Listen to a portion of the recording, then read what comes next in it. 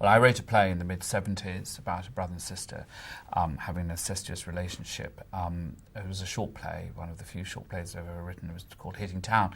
It was about people retreating from the present. In that case, it was shortly after the bombs had gone off in Birmingham, the horrific bombs, the IRA bombs, and there was a terrible sense of gloom in the 70s, and I wrote this play about a brother and sister sheltering from the present and falling into this relationship.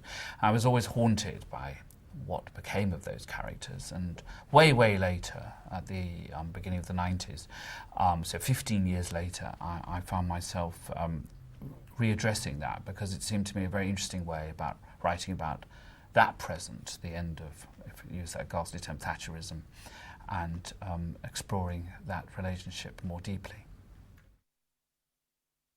Well, yes, I had to think about how to show the sex on the screen, and I decided that it had to be reasonably explicit, because otherwise it would be like they had gone off to make some Frankenstein's baby, using something horrific. And I very much wanted it to be rather natural, the relationship, quite funny in some degrees, awkward and fumbling and full of embarrassment, but hopefully not for the audience. So quite real, and therefore those are what the scenes are like, the sort of incestuous scenes. It was a very intense shoot, because I realised that one mistake and one bad laugh and the whole thing collapsed. I mean, usually in shoots there's a scene where people walk to the bus stop or post a letter or something that, you're just shooting a landscape or something. There was virtually nothing in this film like that, although there are plenty of landscapes. They are charged with this addictive relationship, Clive Owen falling into this addictive relationship, and therefore I was conscious the tone was very important, and until I really saw it for the first time with an audience, I didn't know if I got that right. We did have one showing where one of the people working for Film 4 screamed with laughter all the time, even in the wrong places, and I thought, oh my God, what have I done? But fortunately, the real paying public did not react like that. Well, if we take Clive Owen first, Richard was a very difficult part to cast, because I wanted somebody that allowed the audience in, wasn't too neurotic, so it didn't seem really bizarre, this relationship, and queasy making.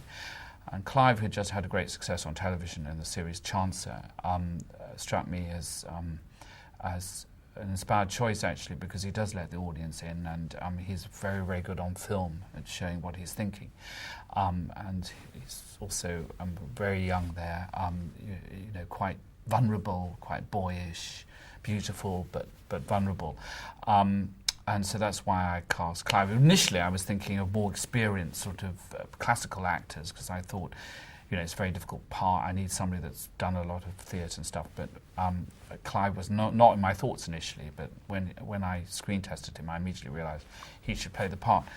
Alan, I had known before. He'd been in a play of mine way back early in my career, and in fact 2 plays of mine. And we had a sort of off and on sort of association. We always planned to work together again. And I just sent him the script before I'd even cast Clive, and said, do you want to do this? And he said yes. Very rare for Alan to do a quick yes, but that was one of the quickest yeses I've ever received from an actor. He was in America making a film, so he came over in the middle of the shoot. We only had a little discussion. Him and me met to discuss, but he didn't meet the other actors.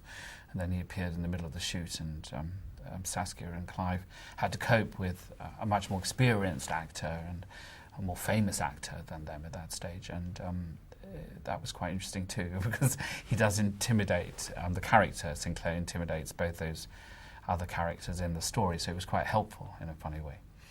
And Saskia Reeves, I had auditioned for my very first film, Hidden City, and I'd been struck by her. She's a wonderful actress.